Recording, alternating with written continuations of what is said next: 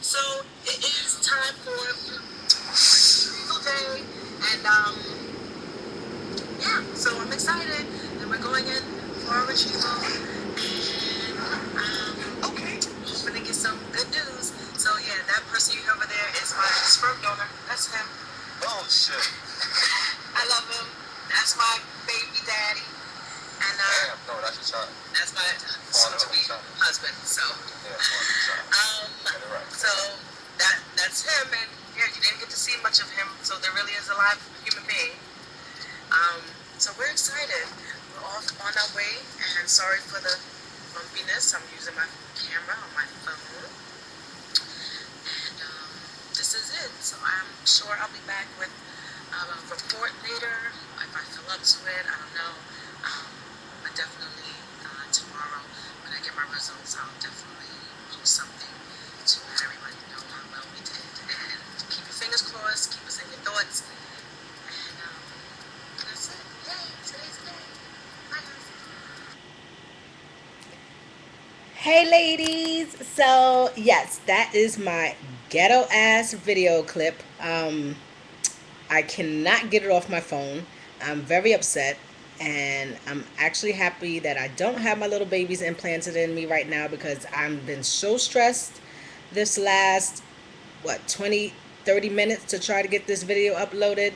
But for some reason, it will not, the file is too large and it will not upload to my YouTube. So just wanted to give you a glimpse of what I had in mind for you guys. I did have you all in my thoughts as we were heading in to the hospital.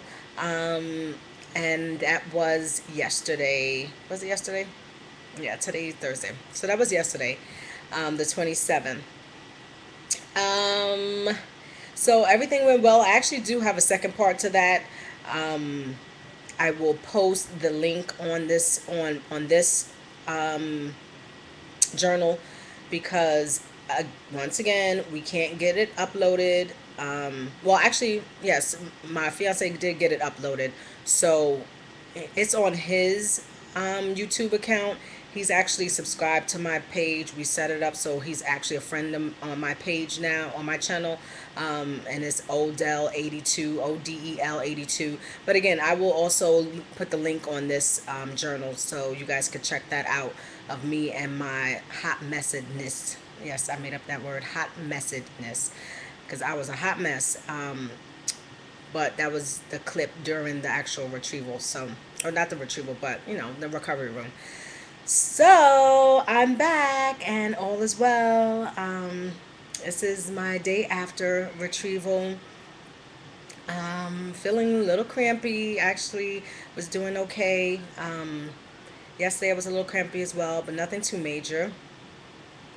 And I freaked out a little bit during the retrieval. Well, not during the retrieval, but when I got to the clinic, to the IVF suite in the hospital, you know, they gave you your gown and everything to go change, and I went in the room, the bathroom to change, or the, you know, the little wait at room or whatever, changing room.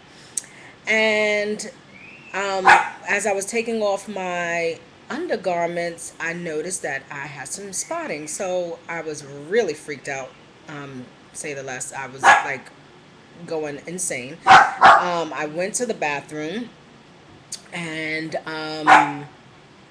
Tanner, quiet. I went to the bathroom and I noticed some spotting. So it was light pink, and again I was just freaking out. I came out to the I came back out to the waiting area. I informed the receptionist at the desk, just to let her know that, you know, what was going on. And by the time they called me in the back to the recovery room to, you know, insert the IV in my hand, or just set you know, just to prepare, get me prepped for the OR, I started bawling. I mean, I was like boo-hooing. They had to pull the curtains around me, and the nurse, well, actually, the receptionist, she came out. She informed the nurses what was wrong or whatever. So she wanted me to speak to them. So when the nurse came over, she was like, what's wrong, whatever. I told her I was spotting a little bit. She asked what color. I told her it was light pink, um, and she just calmed me down and said that that was normal. She said, no, everything should be fine. I shouldn't have anything to worry about. And I was, but I was still, I was bawling, let me tell you. Like, I really thought that it was the end all and my cycle was just doomed. And I went bananas. So she did calm me down a little bit. I was, a little at ease, and she was very sweet. And then the other nurse who was actually, doing the inserting the IV needle in my vein and everything like that, for all that fun stuff. She actually reconfirmed that it was normal and that she had done IVF before. And, not to say that that had happened to her, but all this process was a normal process. And the nurse who was in the OR with me, she was actually my nurse. So the first one who confirmed it, she came back and she was just telling me that taking the HCG and it's making my eggs, grow and expand, and having all of those extra follicles in my ovaries is can cause a little bit of bleeding. Um, and as long as it was light and it wasn't anything major, that I had nothing to be concerned about. So I prayed and prayed and prayed, and I got myself together. I went back out in the waiting room, um, to tell um, to tell my babe what was going on. And he was a little freaked out a little bit, but I did tell him the same thing the nurse told me, that we didn't have anything to worry about. So after that, we kind of just took our mind off it. We talked, we laughed, we played some games as we waited. Took me about 4 hours till it was my turn to go in, and actually I was the last one to go in. So I was teasing the nurse who actually was consoling me, telling her that they saved the best for last because I was a basket case. Um, um, so everything went well. I went in the OR. They prep you, lay you down. The anesthesiologist and everybody was introduced to me, so I knew who was going on, or who, at least, so I knew who was in the room. And the on-call doctor was there. He was very nice. So I don't know. I couldn't ask for a better team. And again, the RN nurse who was consoling me um, in the recovery room when I was getting prepped, she was also assisting. So she was in there as well. So she told me that I had nothing to worry about and that I was in good hands. Um, so actually, like I said, the video that I will link on this journal, or again, if you look at my fiance's channel, it's posted up on there because we uploaded it from his phone. That's the link of me actually in the recovery room. So you get to see all that wonderful stuff. Um, so what else? So I was given my discharge instructions. I have to take my antibiotics. I have to take my steroids, which is the Medrol, and I'm taking antibiotics. I think it's tetracycline or something of that nature.